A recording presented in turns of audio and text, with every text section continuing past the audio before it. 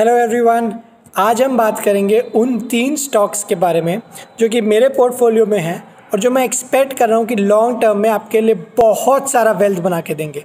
इसीलिए ये स्टॉक्स हैं जो मैं नियर टर्म और लॉन्ग टर्म दोनों में बेचने का मेरा कोई भी मोटिव नहीं है। So the heading for this channel is 3 stocks that I will never cell. देखते हैं ऐसे कौन से 3 स्टॉक्स हैं जिन पे मैं एक्सट्रीमली बुलिश हूँ और मेरे को लगता है आगे आने वाले टाइम में बहुत ज़्यादा ग्रोथ अपसाइड इन स्टॉक्स में देखने को मिलेगी। पहला स्टॉक है इन्फोसिस जो कि आईटी सेगमेंट में ऑपरेट करता है। करंट मार्केट प्राइस है उनका 1700। तो आइए पहले देखते हैं उनका हिस्टोरिकल परफॉर्मेंस कैसा रहा है। अगर आप रेवेन्यू देखो, ये जो फिगर्स हैं ये 1000 करोड़ में हैं।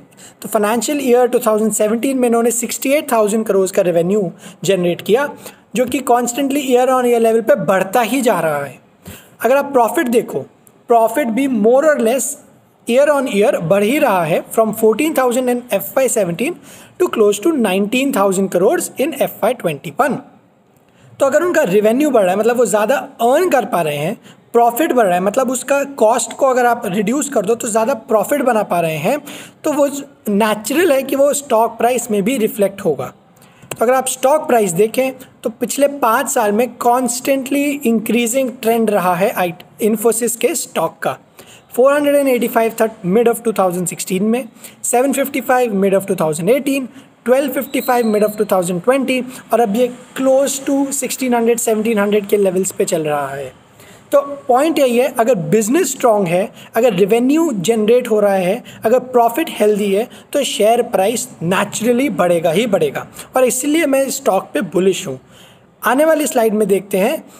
अच्छा, इसमें ये भी देख लेते हैं कि जो मार्केट क्रैश हुआ था वो इकलौता एक एरिया है जब इन्फोसिस के स्टॉक थोड़ा सा रिड्यूस हुआ था, जहाँ थोड़ा सा डाउनसाइड आया था, और वो तब आया था जब कोरोना वायरस की वजह से मार्केट क्रैश हुआ था और वो अक्रॉस सारे सेक्टर्स, सारे इंडस्ट्रीज़ के लिए एप्लीकेबल था। तो उसके अलावा अगर आप देखो तो कॉन्स्टेंटली शेयर प्राइस बढ़ता ही जा रहा है। अगर आप डिविडेंड देखो तो वो कंपनी लगातार डिविडेंड डिक्लेयर कर रही है अपने शेयर होल्डर्स के लिए। 13 रुपये था FY17 में और अब वो 27 रुपये हो गया है, ऑलमोस्ट डबल हो गया है इन ओनली 5 ईयर्स। अगर आप उनका एक्टिव क्लाइंट्स देखो, मतलब कितने क्लाइंट्स से वो बिजनेस अर्न कर रहे हैं, रेवेन्यू कहाँ से आ रहा है। 1458 क्लाइंट्स थे Q1 FY21 में और Q1 FY22 में ये नंबर बढ़ के 1659 हो गया। मतलब उनके क्लाइंट्स बढ़ते जा रहे हैं, ज़्यादा बिजनेस आएगा, ज़्यादा रेवेन्यू होगा, फिर ज़्यादा प्रॉफिट होगा और नेचुरली ज़्यादा मूवमेंट होगा स्टॉक प्राइस में। अगर आप उनका रिटर्न ऑन इक्विटी और रिटर्न ऑन कैपिटल एम्प्लॉयड देखो तो वो भी कॉन्स्टेंटली बढ़ रहा है।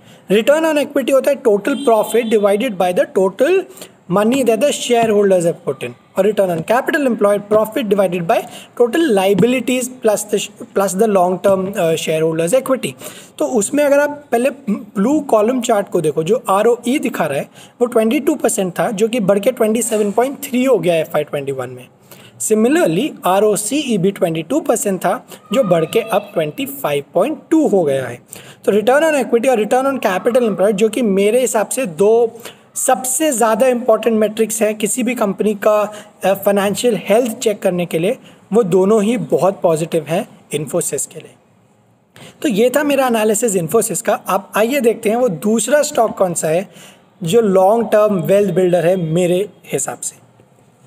वो है HDFC बैंक जो कि मार्केट लीडर है पूरे बैंकिंग इंडस्ट्री में। Current market price is 1490।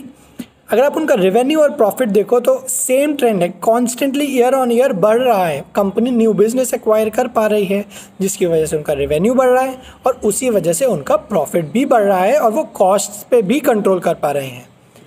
अगर आप उनका शेयर प्राइस देखो तो वो भी कॉन्स्टेंटली बढ़ ही रहा है। 620 in 2016, 1040 in mid of 2018 and now it's 1495। इकलौता जो डाउनसाइड है इस ट्रेंड लाइन में वो था corona virus induced market crash. तो अपार्ट फ्रॉम दैट कोई भी ऐसा कारण नहीं है जिससे स्टॉक प्राइस HDFC का बहुत ज़्यादा डिप हुआ हो। तो 5 ईयर्स का ट्रेंड देखो तो बहुत ही पॉजिटिव लगता है। और अब हम देखते हैं उनके अर्निंग्स पर share which means profit divided by total number of shares, जो कि 29 था FY17 में और ऑलमोस्ट डबल हो गया है, ईयर ऑन ईयर बढ़ता हुआ 54 हो गया है FY21 में। जो ब्रांचेस हैं HDFC बैंक की वो थी 4700 इन Q1 FY21 और वो भी क्वार्टर ऑन क्वार्टर बढ़ रहे हैं। अब वो क्लोज टू 5600 ब्रांचेस हैं इंडिया में जहाँ पे HDFC बैंक ऑपरेट करता है। अगर आप उनका रिटर्न ऑन कैपिटल एम्प्लॉयड देखो तो FY17 और 18 में वो 18% के आसपास था और लास्ट 3 ईयर्स में वो 16.5 के अराउंड स्टेबल हो रहा है। कंपनी ने ज़्यादा कैपिटल नए नए ब्रांचेस को खोलने के लिए लगाया, तो इसी वजह से आप देखते हैं कि ये थोड़ा सा डिप हुआ है। पर लॉन्ग टर्म में आई डोंट सी कि ये कोई भी आपके लिए रीज़न करने का वरी करने का रीज़न है। तो this was my second stock जिस पर मैं बहुत बुलिश हूँ। अब जो थर्ड स्टॉक है वो है ITC limited. Current market price है उसका 210। ITC का मार्केट में बहुत मीम्स बनते हैं उसके ऊपर क्योंकि उसका स्टॉक प्राइस बढ़ता ही नहीं है पिछले 4-5 साल से। I think it's around 200 odd levels. I will also tell you कि मैं क्यों बुलिश हूँ in spite of the fact कि उसका शेयर प्राइस नहीं बढ़ता है। तो first let us take a look कि उनका हिस्टोरिकल परफॉर्मेंस कैसा रहा है। रेवेन्यू और प्रॉफिट का ट्रेंड सेम है जो कि इन्फोसिस और HDFC बैंक का था। Constantly increasing revenue, constantly increasing profit, साल दर साल बढ़ोतरी हो रही है। पर आप शेयर प्राइस में देखो तो वो शेयर प्राइस में रिफ्लेक्ट नहीं हो रहा है। मतलब रेवेन्यू बढ़ रहा है, टॉप लाइन बॉटम लाइन सब बढ़ रहा है, पर शेयर प्राइस नहीं बढ़ रहा। 220 था 2016 में, 250 था 2018 और 2021 में अराउंड 210 लेवल्स पे है। इसमें भी एक मार्केट क्रैश आया था कोरोना वायरस की वजह से, पर लार्जली इसका स्टॉक प्राइस में मूवमेंट नहीं हुई है। तो अगर आप इसका डिविडेंड देखें जो कि मैनेजमेंट देता है, मैनेजमेंट ने उनका डिविडेंड बढ़ा दिया। पहले ये 4.8 था, वो डबल से भी ज़्यादा हो गया, क्लोज टू 11 रुपीज़ इस फाइनेंशियल ईयर में। तो अगर आप देखो 11 रुपये का डिविडेंड 210 रुपये के प्राइस में, मतलब करीब करीब 5.5-6% का आपको रिटर्न मिल रहा है डिविडेंड के फॉर्म में। तो मैं बुलिश इस स्टॉक पे इसलिए हूँ क्योंकि ITC का करीब 80% रेवेन्यू सिगरेट से आता है और सिगरेट जो बिज़नेस है उनका वो काफ़ी प्रॉफिटेबल है।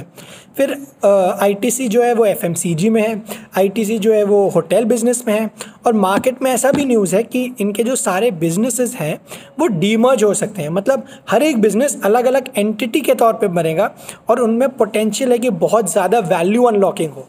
तो अगर ऐसा होता है तो सिग्निफिकेंट अपसाइड देखने को मिलेगा स्टॉक प्राइस में। और वैसे भी अगर 5.5-6% रिटर्न आपको ईयर ऑन ईयर मिल ही रहा है, उसके ऊपर कैपिटल ग्रोथ के रिटर्न्स मिलेंगे जो कि शेयर प्राइस के बढ़ने से मिलेगा, तो मेरे हिसाब से इस स्टॉक पे 12 से 14% सालाना रिटर्न बहुत ही आराम से आपको आने वाले सालों में देखने के लिए मिल सकते हैं। तो ये थे मेरे 3 स्टॉक्स जो कि जिनको लेकर मैं बहुत बुलिश हूँ, HDFC बैंक, इन्फोसिस और ITC लिमिटेड।